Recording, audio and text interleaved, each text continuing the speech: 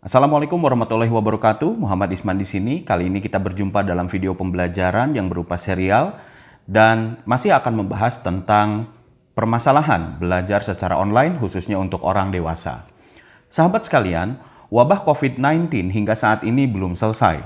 Itu artinya kita masih harus melakukan berbagai rutinitas, berbagai aktivitas dengan cara jarak jauh. Dalam hal ini memanfaatkan teknologi informasi atau disebut juga teknologi online. Nah, pembelajaran secara online ini sesungguhnya sudah kita mulai 5 hingga 6 bulan ke belakang. Dan tentu saja banyak sekali permasalahan yang kita hadapi berhubung kita masih dalam masa-masa adaptasi.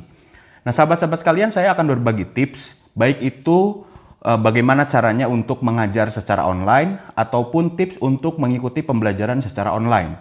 Sehingga proses belajar mengajar menjadi jauh lebih efektif lagi.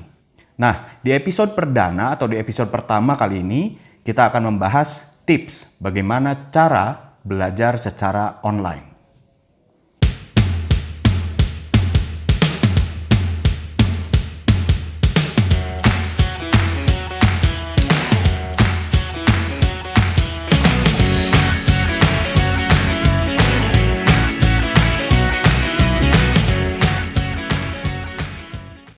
Tips yang pertama adalah memahami peralatan dan perlengkapan yang diperlukan untuk belajar secara online.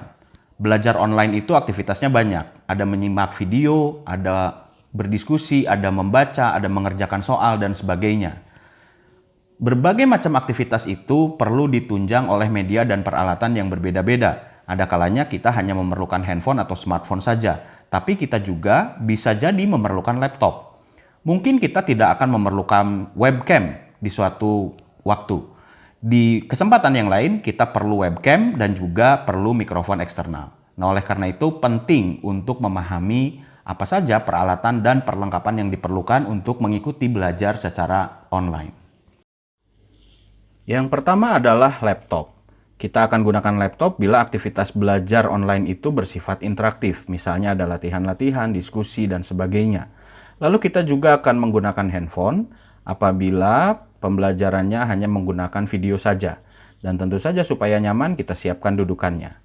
Dalam belajar secara online kita juga memerlukan mikrofon. Kita bisa siapkan mikrofon eksternal supaya kita bisa bicara secara lebih jelas. Dan tentu saja kita juga akan memerlukan speaker supaya kita juga bisa mendengar dengan jelas selain berbicara. Nah, yang terakhir adalah webcam. Ini kita siapkan, siapa tahu webcam di laptop kita kurang baik. Tips yang kedua, pergunakan peralatan sesuai dengan kebutuhannya. Laptop kita gunakan untuk pembelajaran yang medianya menggunakan video conference. Sedangkan apabila aktivitasnya hanya menyimak video pembelajaran atau presentasi, kita cukup menggunakan smartphone saja. Nah, kita juga akan memerlukan keduanya apabila kita perlu menyimak video pembelajaran dan pada saat bersamaan kita juga harus melakukan latihan-latihan yang diberikan. Tips yang ketiga, pilihlah lingkungan belajar yang suasananya mendukung terhadap motivasi atau mood belajar Anda. Bila sesuai, kita bisa memilih lingkungan belajar dengan suasana formal, seperti di perkantoran misalnya, atau di setting seperti di tempat kerja.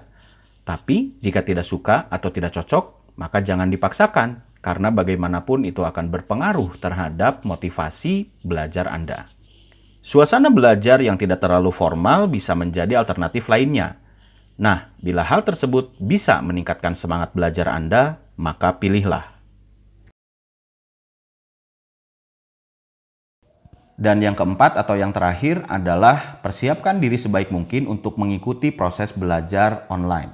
Sangat tidak direkomendasikan bagi Anda untuk mengikuti proses belajar online dibarengi dengan aktivitas-aktivitas yang lain. Misalkan mengikuti belajar online sambil rapat, mengikuti belajar online sambil mengerjakan pekerjaan rumah lainnya, dan sebagainya. Nah, untuk itu kita perlu menyiapkan diri barang 5 atau 10 menit sebelum mengikuti proses belajar tersebut.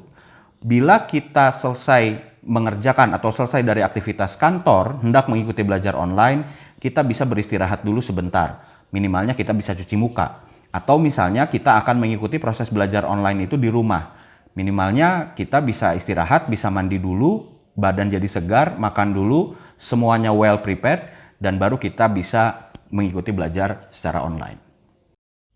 Memang tidak diharuskan, tapi jika mandi membuat badan Anda jadi lebih segar dan lebih nyaman, hal tersebut bisa dilakukan sehingga Anda menjadi lebih siap untuk mengikuti belajar online.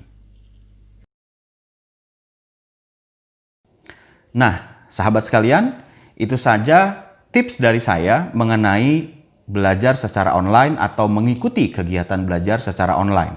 Sekali lagi, belajar online ini adalah belajar yang sifatnya belajar mandiri, sehingga kita harus benar-benar mempersiapkan diri kita untuk bisa mengikuti pembelajaran ini secara maksimal. Hasilnya akan baik apabila kita mempersiapkannya dengan baik. Hasilnya tidak akan efektif kalau kita tidak mempersiapkannya dengan sebaik mungkin. Saya Muhammad Isman, sampai ketemu di episode berikutnya.